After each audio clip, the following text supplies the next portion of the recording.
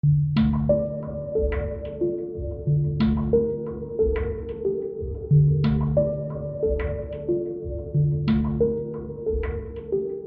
to the Underclass Podcast with Austin Picard. I'm an independent researcher who can't stomach being lied to on a daily basis by the mainstream media. While we live in a fracturing society, launched into parallel realities, falling perfectly onto the two sides of the political spectrum, I remain in the underclass. This week, we walk the fine line between religion and politics, a line strategically blurred over time with the intention of ethically sequestering a vital sect of society blindly subservient to the state. What better way to consolidate power than to convince your subordinates that God is the state? Generations of fundamentalist believers, deceived and corrupted through sophisticated methods of predictive programming and deliberate misinterpretation. Modern-day apartheid, colonialization, barbaric war crimes, and ethnic cleansing, disguised and justified as divine prophecy, required by God to facilitate the impending rapture. Righteousness cannot be achieved through reflexive moral indignation. We must pierce through the fog of war and reject these double standards once and for all. No longer can we allow political despots to achieve their goals by relying on the ignorance of the uninformed while hiding behind the cloak of religious deception, masquerading as staunch believers themselves. A complicated conflict sold to the public as an ancient feud, playing out in its modern form that only divine intervention could potentially solve.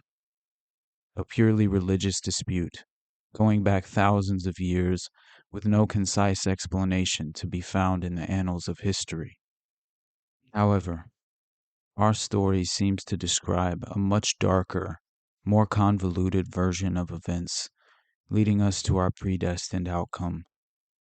The consequence and moral hazard of the perpetuating cycle found all throughout history, described by Brazilian philosopher and educator Paulo Freire as the oppressed, instead of striving for liberation, tend themselves to become oppressors. Many people believe that the conflict between Israel and Palestine should be traced all the way back to the Torah of Moses, which functions as the first 5 books of the Old Testament, referred to as the Hebrew Bible, and includes the story of Abram and Sarai circumventing God's covenant with Abraham.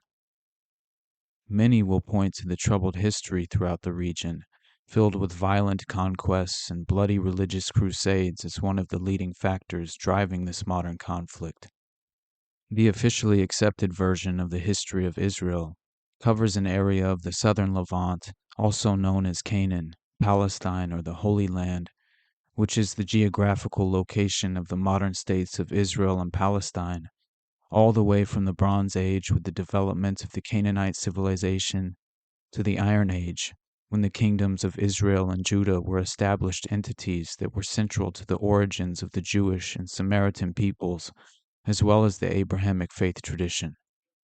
This gave rise to Judaism, Samaritanism, Christianity, Islam, Druzeism, Baha'ism, and a variety of other religious movements. This land, known as ancient Palestine, has come under the control of various ethnic groups throughout the course of human history. In the following centuries, the Assyrian, Babylonian, and Persian empires conquered the region, and according to the book, Identity and Territory, Jewish Perceptions of Space and Antiquity, with the establishment of the Hasmonean dynasty, the local Jewish population maintained independence for a century before being incorporated into the Roman Republic. Following the 1st and 2nd centuries Jewish-Roman wars, many Jews were killed, violently displaced, or sold into slavery as a result of large-scale revolts by the Jews of Judea and the eastern Mediterranean against the Roman Empire. The historical context of this geographical region continues on through the advent of Christianity adopted by the Greco-Roman world under the influence of the Roman Empire, shifting the demographics in the region towards newfound Christians, replacing Jews as the majority of the population by the 4th century. However, shortly after Islam was consolidated across the Arabian Peninsula under Muhammad, Byzantine Christian rule over the land of Israel was superseded by the Arab conquest of the Levant in the 7th century. Violent religious crusades swept over the region from the 11th to the 13th century until the area became subject to the Mongol invasions and conquests, which were locally routed by the Mamluk Empire that ruled Egypt and the Levant from the mid-13th to early 16th centuries, when the Mamluks were eventually defeated by the Ottoman Empire, becoming a religiously diverse Ottoman province where Jews, Muslims, and Christians coexisted for over 400 years until the 20th century. As important as it is to at least have some frame of reference providing a working knowledge of the ancient history in this region, our modern conflict has been intentionally misrepresented as an ancient religious dispute with divine consequences by a radical nationalist movement that emerged as recent as the 19th century to espouse support for the establishment of a homeland for the Jewish people in Palestine. Zionism is far from a peaceful, God-fearing ideology. Most early Zionists weren't even religious.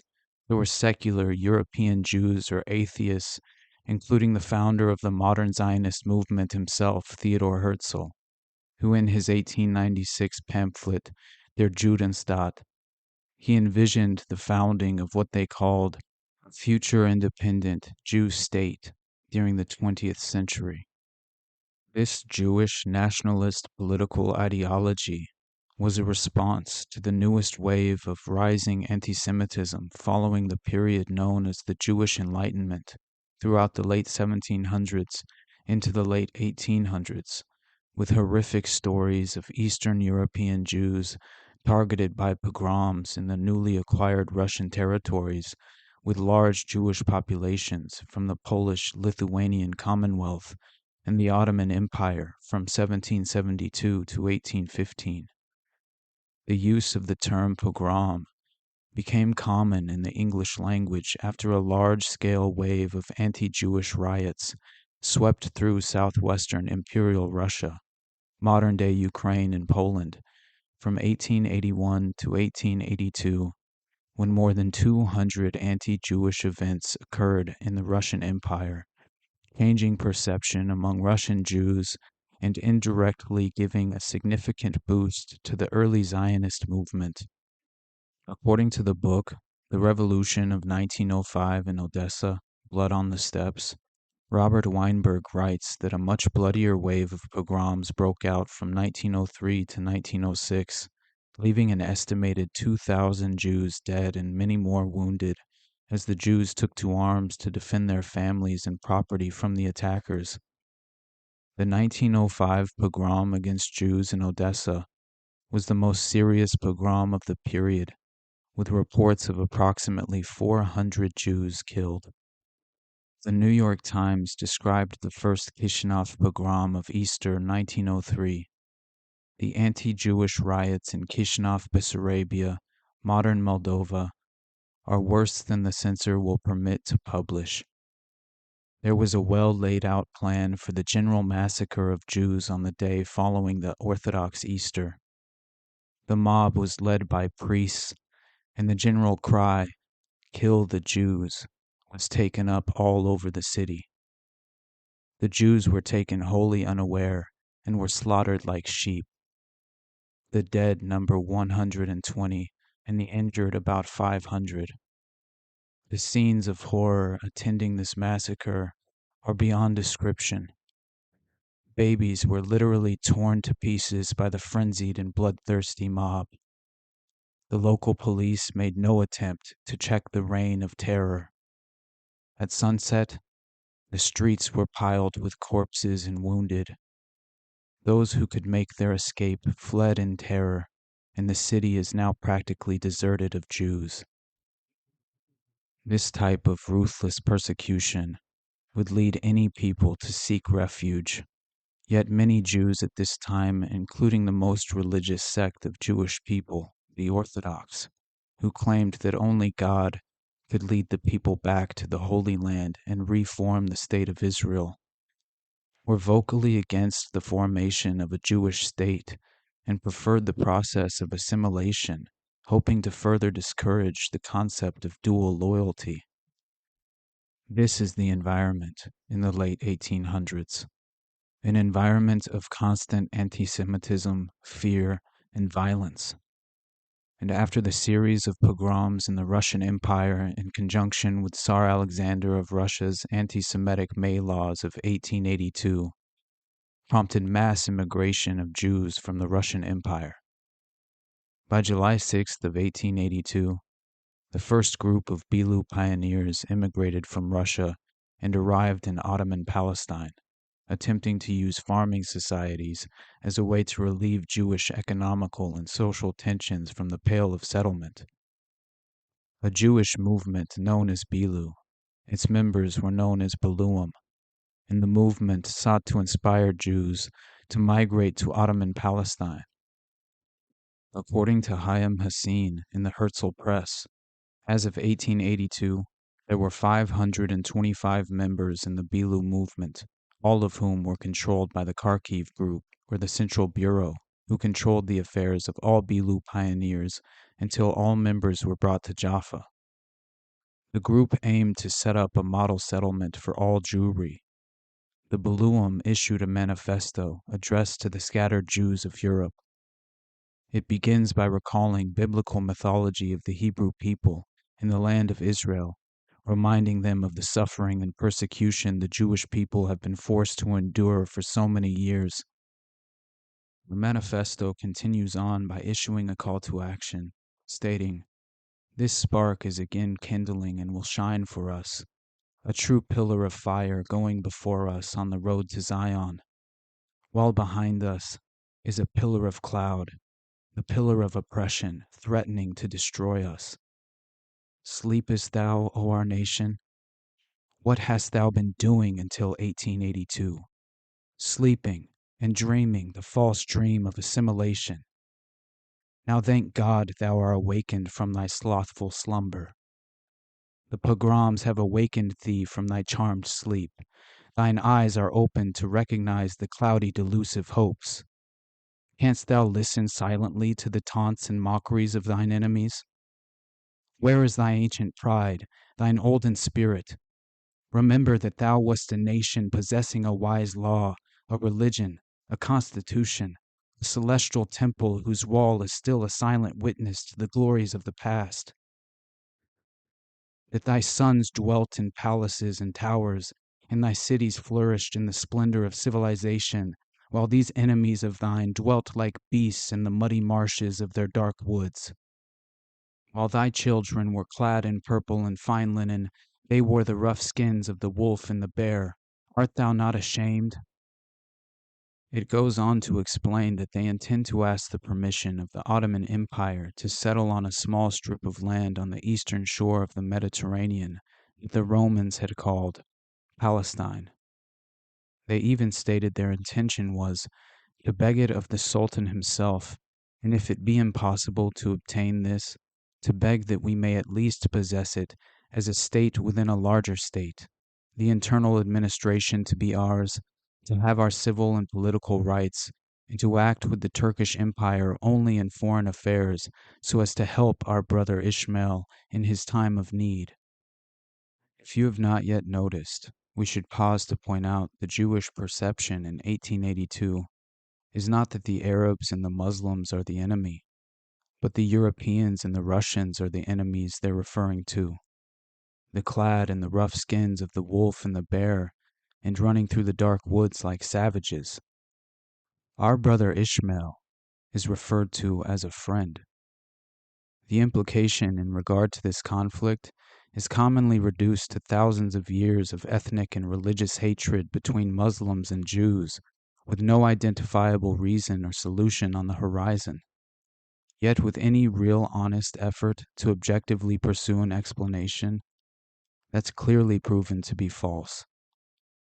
There is significant evidence pointing to the fact that over the last millennia, Jews and Muslims actually got on quite well, and according to the history book O Jerusalem, published in 1971, with few exceptions, the Jewish people had dwelt in relative security among the Arabs over the centuries. The golden age of the diaspora had come in the Spain of the caliphs, and the Ottoman Turks had welcomed the Jews when the doors of much of Europe were closed to them. The ghastly chain of crimes perpetrated on the Jewish people, culminating in the crematoriums of Germany, had been inflicted on them by the Christian nations of Europe, not those of the Islamic East. The unfortunate reality we face reveals the true depth of knowledge and lack of effort by the general public to ever take the necessary steps of rigorously educating themselves before blindly following the collective nature of identity politics. This conflict has been deliberately misrepresented to infuse religious fervor and extinguish intellectual discernment, due to the fact that there was significant support from a small group of prominent British evangelical Protestants promoting this idea of a return to the Jewish homeland. Many Orthodox Jews suspected a hidden element of anti-Semitism behind the ultimate decision to pursue an independent state in the Middle East in order to conveniently expel European Jews. There is a cause to this conflict, and its point of origin is much more recent than anyone would like to admit. In 1896, the father of Zionism, Theodor Herzl, published the pamphlet Der Judenstaat, in which he wrote, "The Jewish question exists wherever Jews live in perceptible numbers.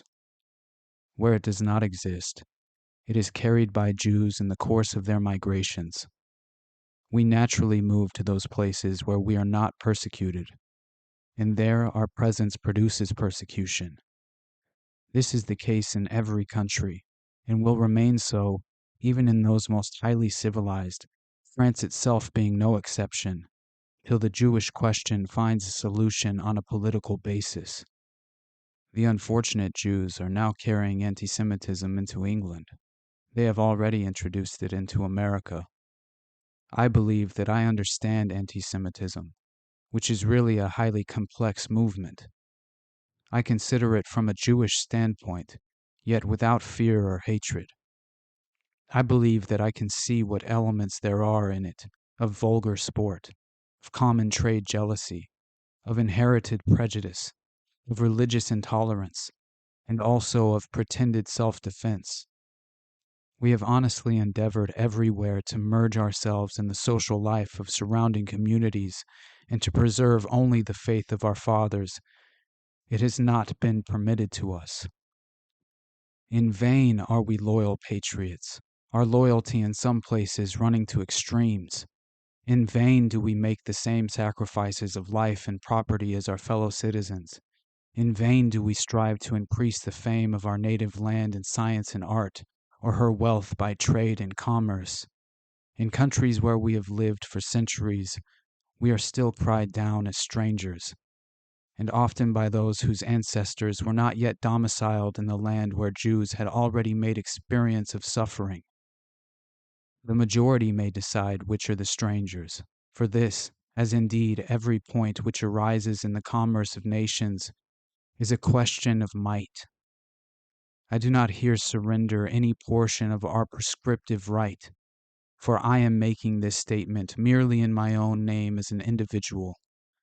In the world of today, and for an indefinite period, it will probably remain so. Might precedes right. Therefore, it is useless for us to be loyal patriots, as were the Huguenots who were forced to emigrate. If we could only be left in peace. But I think we shall not be left in peace, for old prejudice against us still lies deep in the hearts of the people.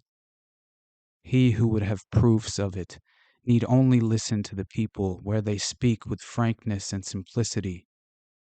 Proverb and fairy tale are both anti-Semitic. A nation is a great child, which can certainly be educated, but its education would, even in most favorable circumstances, occupy such a vast amount of time that we could, as already mentioned, remove our own difficulties by other means long before the process was accomplished. No one can deny the gravity of the Jews' situation. Attacks in parliaments, in assemblies, in the press, in the pulpit, in the streets, on journeys, for example, their exclusion from certain hotels, even in places of recreation, become daily more numerous.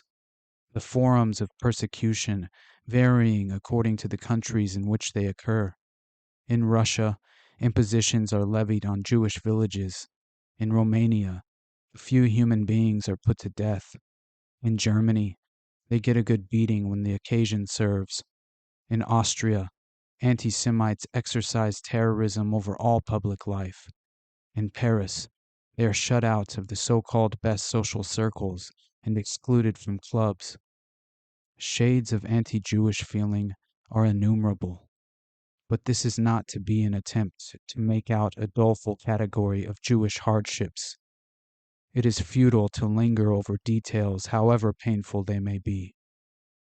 I do not intend to awaken sympathetic emotions on our behalf. That would be a foolish, futile, and undignified proceeding. I shall content myself with putting the following questions to the Jews. Is it true that in countries where we live in perceptible numbers, the position of Jewish lawyers, doctors, men of science, teachers, and officials of all descriptions becomes daily more intolerable? True that the Jewish middle classes are seriously threatened. True that the passions of the mob are incited against our wealthy representatives. True that our poor endure greater sufferings than any other proletariat. I think that this external pressure makes itself felt everywhere. In our upper classes, it causes unpleasantness. In our middle classes, continual and grave anxieties. In our lower classes, absolute despair. Every nation in whose midst Jews live is either covertly or openly anti-Semitic. The Christian bourgeoisie would not be unwilling to cast us as a sacrifice to socialism, though that would not greatly improve matters. At the same time, the equal rights of Jews before the law cannot be withdrawn where they have once been conceded, not only because their withdrawal would be opposed to the spirit of our age, but also because it would immediately drive all Jews, rich and poor alike, into the ranks of the revolutionary party. Nothing effectual can really be done to our inquiry. In old days, our jewels were seized. How is our movable property to be got hold of now? It is comprised in printed papers which are scattered over the world, locked up, maybe in the coffers of Christians. It is of course possible to get at shares and debentures in railways, banks, and industrial concerns of all descriptions by taxation and where the progressive income tax is in force. All our property can eventually be laid hold of.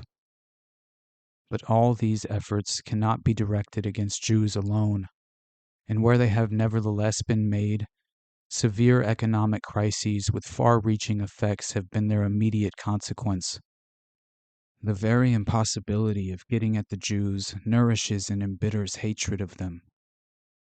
Anti-Semitism increases day by day and hour by hour among the nations. Indeed, it is bound to increase because the causes of its growth continue to exist and cannot be removed. Its remote cause is our loss of the power of assimilation during the Middle Ages. Its immediate cause is our excessive production of mediocre intellects who cannot find an outlet downwards or upwards, that is to say, no wholesome outlet in either direction. When we sink, we become a revolutionary proletariat, the subordinate officers of the revolutionary party. When we rise, there rises also our terrible power of the purse. In 1896, Palestine was not chosen because it was the ancient homeland of the Jewish people. It was only in consideration at this time. Herzl grappled with this in the manifesto, writing, "Should the powers declare themselves willing to admit our sovereignty over a neutral piece of land, then the society will enter into negotiations for the possession of this land. Here, two territories come under consideration, Palestine and Argentine. In both countries, important experiments in colonization have been made, though on the mistaken principle of a gradual infiltration of Jews. An infiltration is bound to end in disaster. It continues until the inevitable moment when the native population feels itself threatened and forces the government to stop a further influx of Jews. Immigration is consequently futile unless based on an assured supremacy. The society of Jews will treat with the present masters of the land, putting itself under the protectorate of the European powers if they prove friendly to the plan. Shall we choose Palestine or Argentina? We shall take what is given us, and what is selected by Jewish public opinion. The society will settle both these points." The process of colonialization and nation building had been the status quo during the late 1800s, and in the minds of certain Europeans at this time, the hundreds of thousands of native Arabs who had been living in the area for centuries was of little concern. From 1897 to 1948, the primary goal of the Zionist movement was to establish the basis for a Jewish homeland in Palestine, and thereafter to consolidate it. In what Niels Butenschen kindly described as a unique variation of the principle of self-determination, the Lovers of Zion, which was one of a variety of proto-Zionist organizations founded in 1881 in response to the anti-Jewish pogroms in the Russian Empire, united in 1884. And in 1897, the world's first Zionist Congress was organized by Theodor Herzl as the supreme organ of the Zionist organization and its legislative authority. At the Sixth World Zionist Congress in Basel, Switzerland in 1903, Theodor Herzl presented what was called the Uganda Scheme, which had been proposed to Herzl by British colonist Joseph Chamberlain, colonial secretary in Balfour's cabinet, to create a Jewish homeland in a portion of the British colony in East Africa. Arthur Balfour, also known as Lord Balfour, was a British statesman and conservative politician who served as Prime Minister of the United Kingdom from 1902 to 1905. Zionist leader Chaim Weizmann, later president of the World Zionist Organization and first president of Israel, moved from Switzerland to the UK in 1904 and met Arthur Balfour in a session arranged by Charles Dreyfus, his Jewish constituency representative. According to the book Balfour and Weizmann, The Zionist, the Zealot, and the Emergence of Israel, by January 1914, Weizmann first met Baron Edmund de Rothschild, a member of the French branch of the Rothschild family and a leading proponent of the Zionist movement. The Baron was not part of the World Zionist Organization, but had funded the Jewish agricultural colonies of the First Aliyah and transferred them to the Jewish Colonization Association in 1899. Jonathan Schneer explains in his book, The Balfour Declaration, The Origins of the Arab-Israeli Conflict, that this connection was to bear fruit later that year when the Baron's son, James de Rothschild, requested a meeting with Weizmann on November 25, 1914, to enlist him in influencing those deemed to be receptive within the British government to their agenda of a Jewish state in Palestine. You see, earlier that year, in July 1914, war broke out in Europe between the Triple Entente, comprising the nations of Britain, France, and the Russian Empire, and the Central Powers, Germany, Austria-Hungary, and later that year, the Ottoman Empire. Officially, the British cabinet first discussed Palestine at a meeting on November 9, 1914, 4 days after Britain's declaration of war on the Ottoman Empire, of which the Mutasarrifiyat of Jerusalem, often referred to as Palestine. Historian Sahar Khanidi crucially points out the disingenuous negotiations held with Hussein bin Ali, the Sharif of Mecca, in late 1915, when the British High Commissioner to Egypt, Henry McMahon, exchanged at least 10 letters with him, in which he promised Hussein to recognize Arab independence in the limits and boundaries proposed by the Sharif of Mecca, in return for Hussein launching a revolt against the Ottoman Empire. At this time, Arab nationalism was on the rise, and many Palestinians were seeking an independent state outside the control of the Ottoman Empire. And on the basis of the quid pro quo agreement and the correspondence, the Arab Revolt was launched on June 5, 1916. This was depicted in the 1962 film Lawrence of Arabia, when a British Army lieutenant is sent to help the Arabs commit acts of terrorism in order to weaken and distract the Ottoman Turks. This was an operation that the British set in motion with the promise of independence. But after the war, Balfour himself famously stated, "We did not make a single promise to the Arabs that we didn't intend to break." Leading up to the infamous Balfour Declaration, globally, as of 1913, the latest known date prior to the declaration, approximately 1% of the world's Jews belonged to a Zionist organization. For the vast majority of the past 4 centuries, Palestine was under the control of the Ottoman Empire. The Jewish population had been a small minority, and prior to the rise of Zionism, Jews are thought to have comprised between 2% and 5% of the population of Palestine. According to Justin McCarthy, a demographer and former professor of history with advanced study of Ottoman statistics, claimed that the population of Palestine in the early 19th century was 350,000. In 1860, it was 411,000, and in 1900, roughly 600,000, of which 94% were reported as Arabs. A population study showing up to 472,465 citizens in what later became mandatory Palestine accounted for 87% as Muslim, around 10% were Christians, and 3% were Jewish. 2 of the 3% were foreign-born Jewish citizens. The Ottoman government in Constantinople began to apply restrictions on Jewish immigration to Palestine in late 1882 in response to the start of the First Aliyah, which was a major wave of Jewish immigration mostly from Eastern Europe and Yemen.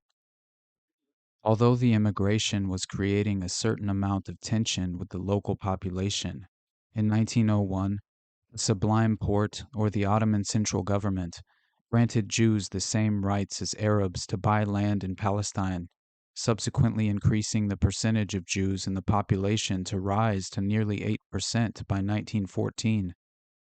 Again referencing Jonathan Schneer's book, he writes that historians do not know whether these strengthening forces would still have ultimately resulted in conflict in the absence of the Balfour Declaration. The Balfour Declaration was not in and of itself the source of trouble in a land that previously had been more or less at peace, but nor was it a mere signpost on a road heading undivertedly toward a cliff. No one can say what the course of events in Palestine might have been without it. The official line states, by late 1917, in the lead up to the Balfour Declaration, the wider war had reached a stalemate, with 2 of Britain's allies not fully engaged.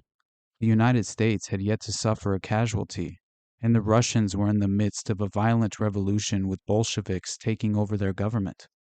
The stalemate in southern Palestine was broken by the Battle of Beersheba on 31st of October 1917.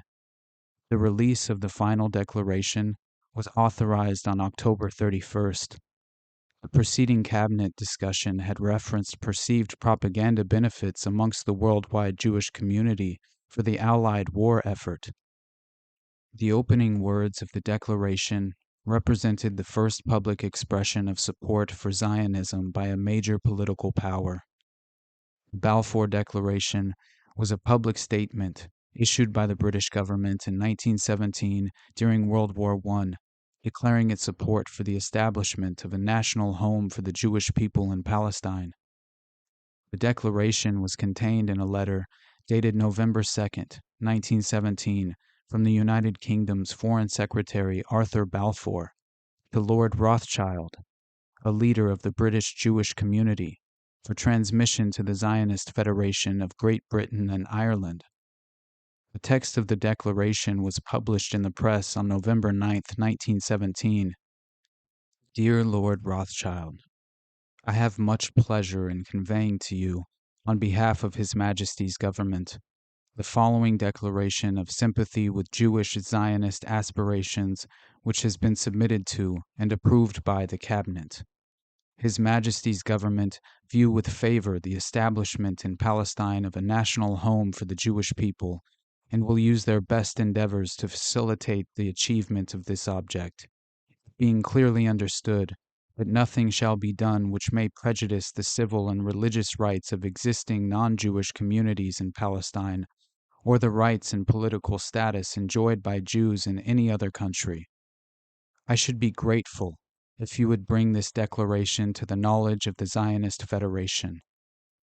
The term national home had no precedent in international law and was intentionally vague as to whether a Jewish state was contemplated. The intended boundaries of Palestine were not specified, and the British government later confirmed that the words "in Palestine" meant that the Jewish national home was not intended to cover all of Palestine. The second half of the declaration was added to satisfy opponents of the policy, who had claimed that it would otherwise prejudice the position of the local population of Palestine and encourage anti-Semitism worldwide by stamping the Jews as strangers in their native lands. The declaration called for safeguarding the civil and religious rights for the Palestinian Arabs, who composed the vast majority of the local population, and also the rights and political status of the Jewish communities in other countries outside of Palestine. In 1939, the British government acknowledged that the local population's views should have been taken into account, and recognized in 2017 that the declaration should have called for the protection of the Palestinian Arabs' political rights. The declaration had many long-lasting consequences. It greatly increased popular support for Zionism within Jewish communities worldwide and became a core component of the British Mandate for Palestine, the founding document of Mandatory Palestine. It indirectly led to the emergence of Israel and is considered a principal cause of the ongoing Israeli-Palestinian conflict, often described as the world's most intractable conflict. Controversy remains over a number of areas, such as whether the declaration contradicted earlier promises the British made to the Sharif of Mecca in the McMahon-Hussein correspondence. It was also in stark contrast to a declaration made by the British and French armies in 1918, which assured the people of Syria, Palestine, and Mesopotamia of autonomy. After the Ottoman Empire collapsed in 1918, the League of Nations gave Britain a mandate for administrative control of Palestine in 1920. It was a dual mandate. On one hand, they were to act on behalf of the Palestinians, but on the other hand, they were to act on the behalf of the International Zionist Organization who wanted to establish a Jewish homeland. Britain subsequently drew up arbitrary borders transferring the eastern bank of the Jordan River to the Hashemites. It was under the British mandate that European Jews began to immigrate to Palestine and buy up land in much larger numbers. The Jewish population in Palestine grew tenfold, from 60,000 to more than 600,000 between 1918 and 1947, leaving many Palestinians and other Arab nations to view the mass influx of Jews as a European colonial movement. There will be no better time for us to transition into the role of the first radically violent Jewish paramilitary organizations or Zionist terrorist groups in mandated Palestine. Through the story of one man's life, we catch a glimpse at the darkness surrounding this conflict in its most defining years. Written by Hassam Abdel Karim and sourced from Al-Mayadeen. Born in 1913 in Brest-Litovsk, Russia, modern-day Belarus, Menachem Wolfowitz Begin grew up in Poland, home to the world's largest Jewish population at the time, where the Zionist movement was very active in promoting the idea of a Jewish state in the Promised Land. However, the young Begin chose to join the far right-wing branch of Zionism, later known as Revisionist Zionism, headed and inspired by another Russian-born Zionist activist, Vladimir Jabotinsky. At the age of 16, Begin joined Betar, a fascist-like youth paramilitary movement founded by Jabotinsky. In 1932, Begin became a leader in Betar and in charge of the organization department. Although Begin graduated from the University of Warsaw in 1935 with a degree in law, he never practiced the profession and remained totally focused on his Zionist career. The year 1939 was crucial in Menachem Begin's life. After the Soviet Union signed the Friendship Treaty with Nazi Germany, Stalin's security apparatus, NKVD, detained all the Zionist leaders and activists in Poland, suspecting they were loyal to or agents for the British. As a prominent pre-war Zionist and reserve status officer cadet, on September 20th, 1940, Begin was arrested by the NKVD and detained in the Lukix prison. In later years, he wrote about his experience of being tortured. He was accused of being an agent of British imperialism and sentenced to 8 years in the Soviet Gulag camps. On the 1st of June 1941, he was sent to the Pekora labor camps in the northern part of European Russia, where he stayed until May 1942, only after the Germans invaded the Soviet Union in 1941 and the Soviet-British relations improved was Begin released. Great Britain decided to make use of the Polish army, whose country was currently under German occupation, calling upon General Władysław Anders in its war efforts in the Middle East. British made arrangements with Stalin, and the Polish army units were evacuated from the USSR in 1942. The Anders Polish army was first sent to Iran, transferred to Iraq, and from there to Palestine, where about 53,000 soldiers were regrouped. The British intention was to send them to Egypt to join the British military operations against the German forces, which were advancing from the west in Libya in the summer of 1942. These Polish detachments that arrived in Palestine were operationally subordinate to British command, and the purpose of the regrouping was to retrain them as a fighting force in North Africa, and Palestine was a transit route for them. Out of these 53,000 soldiers, at least 4,300 were Jews.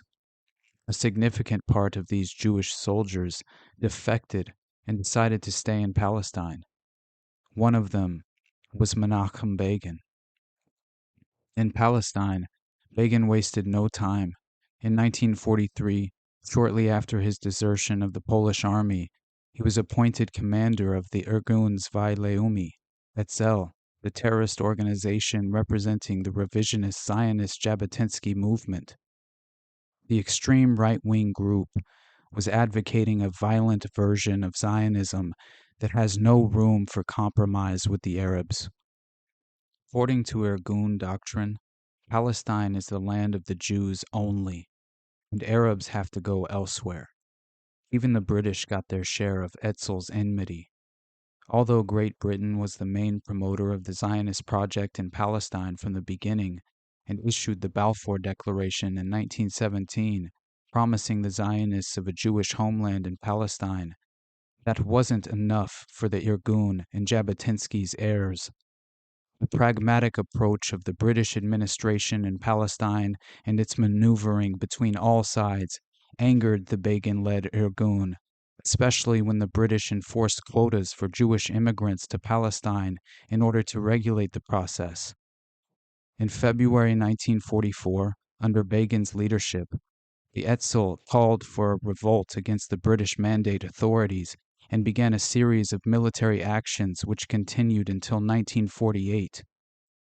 During this period, Begin commanded the Etzel's operations, including the bombing of the King David Hotel in occupied Al-Quds 1946, the attacks on Acre Prison 1947, and the assassination of the Swedish diplomat and UN mediator in Palestine, Count Bernadotte, in 1948. That led the British to put Begin on top of their most wanted list of terrorists. It was during the Arab-Israeli War of 1948 when Menachem Begin committed his most horrible crime. It was a massacre. In April 1948, Menachem Begin, accompanied by a large number of Irgun militants, entered the Arab village of Deir Yassin on the outskirts of occupied Palestine. The village was peaceful, and its inhabitants were unarmed civilians. The attackers savagely butchered at least 200 residents, including women and children, blew up houses with people inside, and shot people randomly.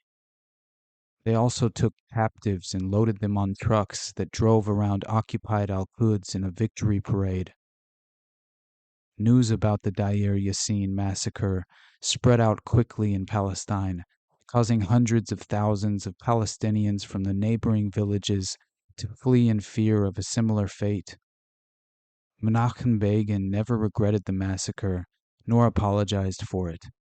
In his autobiography, The Revolt, he said that his troops who entered the village gave warnings to the Arabs, and added in cold blood, "The civilians who had disregarded our warnings suffered inevitable casualties." After the declaration of the State of Israel, Menachem Begin laid down his gun and ordered his Irgun militants, along with other right-wing groups like the Stern Gang, to join the mainstream Zionist forces, the Haganah, and together they formed the Israeli Defense Forces.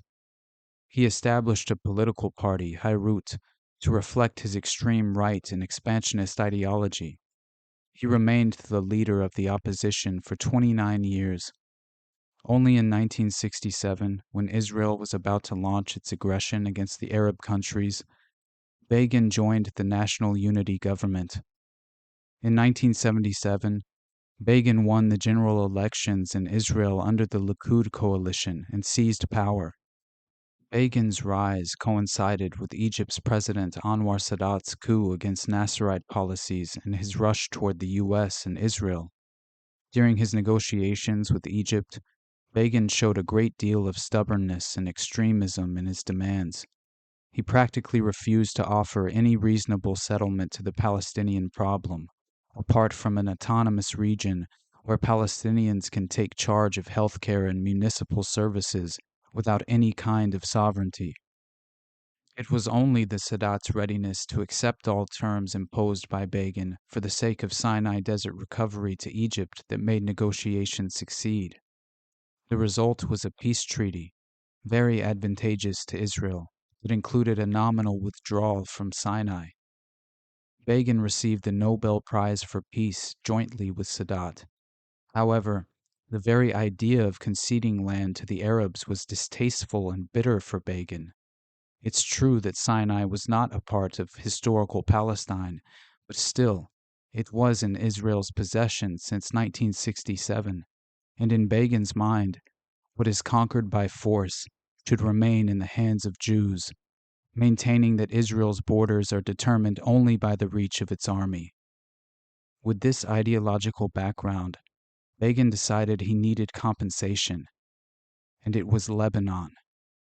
In June 1982, only 5 weeks after the withdrawal of the Israeli forces from Sinai, Begin unleashed his fury on Lebanon and ordered his army to invade. The Zionist monster did not stop until he occupied Lebanon's capital and destroyed it completely.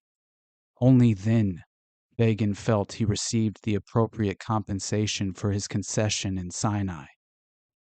But things didn't go the way Begin wished. A new Lebanese national resistance movement evolved and started effectively targeting the Israeli occupation army. The number of Israeli military casualties escalated over time until it reached over 1,000 dead. Begin then entered a state of severe depression that made him retreat into his home for an entire week, during which he stopped attending any meetings with officials from the government or the military. Begin's psychological condition worsened while he was in isolation to the extent that he stopped shaving his beard and even eating. Everything ended when Begin sent a small message to the Israeli president consisting of a few words: "I offer my resignation from the premiership." The only thing Menachem Begin did in his last days as an active politician was choosing his successor. Begin looked around to find someone who could be entrusted with keeping Israel after him. He did not find more extremist and puritanical than his old Irgun comrade, Yitzhak Shamir. So he handed him the job with one piece of advice: don't hand over the land of Israel to the Arabs. By the end of the war in 1947, a weakened British Empire terminated the mandate and withdrew, ending a period of rule which began in 1917 during the First World War. On November 30th, 1947, a day after the United Nations voted to adopt the partition plan for Palestine, 30 years of resentment between Jews and Arabs during this period of British rule spilled over. On the last day of the mandate in May of 1948, David Ben-Gurion declared the establishment of a Jewish state in Eretz Israel to be known as the State of Israel. This marked the true beginning to our modern conflict. May 14th, 1948, known as the National Day of Israeli Independence. This day has been given another name by the Palestinians, who were violently removed from their homes or fled in terror. They refer to this day as the Nakba, which is Arabic for the disaster, catastrophe, or cataclysm, widely known as the Palestinian catastrophe, when over 700,000 Palestinians fled or were expelled. The Nakba was the primary cause of the Palestinian diaspora. At the same time Israel was created as a Jewish homeland, the Palestinians were turned into a refugee nation with a wandering identity.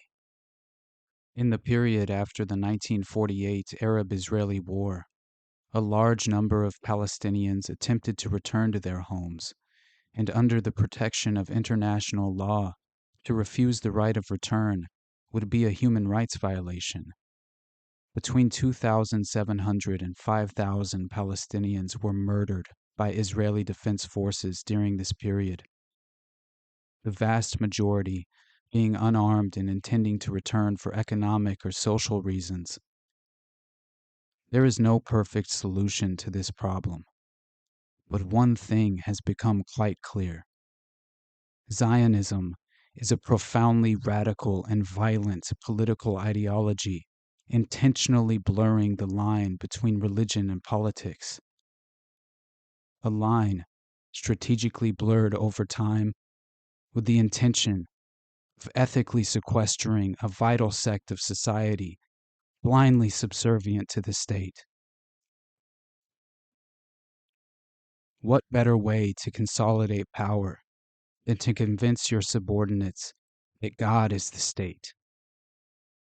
Generations of fundamentalist believers, deceived and corrupted through sophisticated methods of predictive programming and deliberate misinterpretation.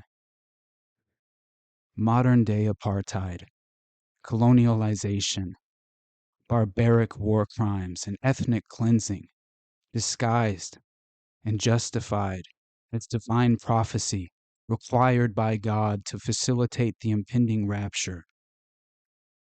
Righteousness cannot be achieved through reflexive moral indignation. We must pierce through the fog of war and reject these double standards once and for all.